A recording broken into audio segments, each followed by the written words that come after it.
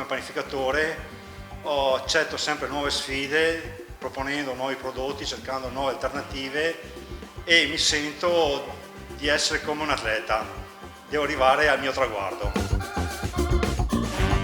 Eventi come Cortina 2026 sono grandi occasioni. Questo evento sono sicuro che darà grande visibilità sia al territorio che alle piccole imprese come la mia. Anche noi artigiani ogni mattina con il nostro lavoro portiamo la fiaccola delle Olimpiadi.